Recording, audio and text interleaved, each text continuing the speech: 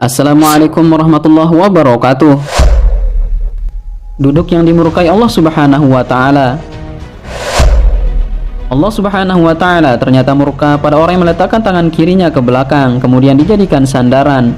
Hal ini sesuai dengan sabda Rasulullah Shallallahu Alaihi Wasallam. Dari Syirid bin Suwaid radhiyallahu anhu berkata bahwa Rasulullah Shallallahu Alaihi Wasallam bersabda, Rasulullah Shallallahu Alaihi Wasallam pernah melintas di hadapanku sedang aku duduk seperti ini, yaitu bersandar pada tangan kiriku yang aku letakkan di belakang. Lalu baginda Nabi Shallallahu Alaihi Wasallam bersabda, adakah engkau duduk sebagaimana duduknya orang-orang yang dimurkai? Hadis riwayat Abu Dawud. Menurut Hatibi, orang yang dimurkai yang ada pada hadis tersebut ditujukan kepada orang Yahudi. Namun menurut Abu At-Thayyib Muhammad Syam Al-Haq, penulis kitab Aunul Ma'bud, ungkap itu tidak hanya mengarah kepada orang kafir, tapi juga orang sombong, ujub, dan orang yang sering melakukan kemaksiatan.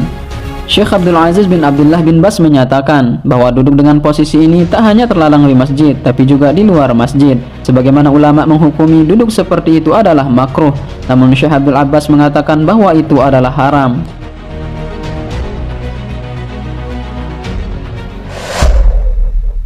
Duduk seperti anjing. Saat sholat, kita dilarang duduk menyerupai cara duduknya anjing. Hal ini sesuai dengan hadis dari Abu Hurairah. Ia berkata, Rasulullah Shallallahu Alaihi Wasallam memerintahkan kepadaku dengan 3 perkara dan melarangku dari 3 perkara. Beliau memerintahkanku dengan 2 rakaat duha pada setiap hari, witir sebelum tidur, dan puasa 3 hari pada setiap bulannya, dan melarangku mematuk dalam sholat seperti ayam mematuk, duduk seperti duduknya anjing, dan menoleh seperti berpalingnya serigala. Musnad Ahmad.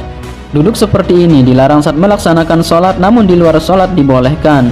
Karenanya para ulama membahasnya dalam konteks larangan sholat menyerupai perilaku binatang. Yang sunnah itu melakukan duduk if'a, yaitu pantat bertumpu pada betis dan tumit. Pantat tidak menyentuh lantai layaknya duduk di antara 2 sujud.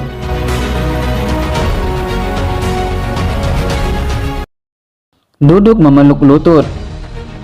Saat mendengarkan khutbah, Rasulullah Shallallahu Alaihi Wasallam melarang umatnya duduk memeluk lututnya.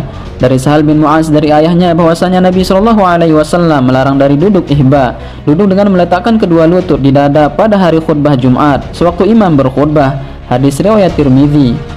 Mengenai hal ini, sebagaimana ulama menghukuminya makruh dan sebagian lainnya memberikan keringanan. Salah satu yang memberikan keringanan dan membolehkannya adalah Abdullah bin Umar.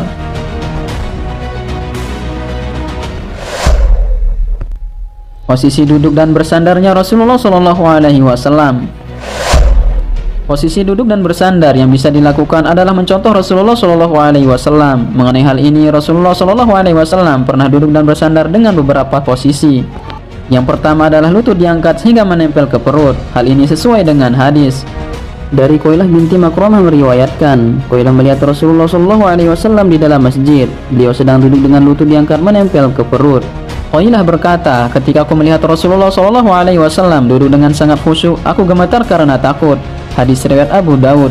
Yang kedua, Rasulullah Shallallahu Alaihi Wasallam pernah duduk dengan menekuk lutut.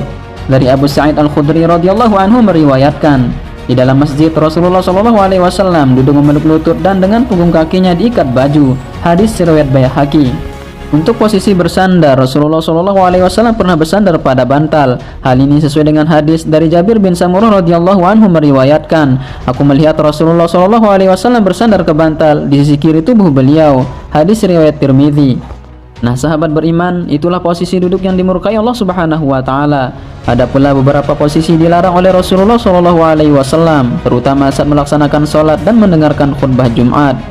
Perihal duduk dan bersandar, Rasulullah Shallallahu Alaihi Wasallam telah mencontohkan beberapa posisi. Tentunya hal itu juga bisa kita amalkan. Sudah sepatutnya kita menjauhi hal-hal yang dilarang demi kebaikan diri sendiri. Hal ini sesuai dengan firman-Nya, maka hendaklah orang-orang yang menyalahi perintahnya takut akan ditimpa cobaan atau ditimpa azab yang pedih. Quran Surah An-Nur ayat 63. Wallahu a'lam bishawab. Sahabat beriman, jangan lupa berbagi informasi dengan share video ini, karena sebaik-baiknya manusia adalah yang paling bermanfaat bagi manusia lainnya.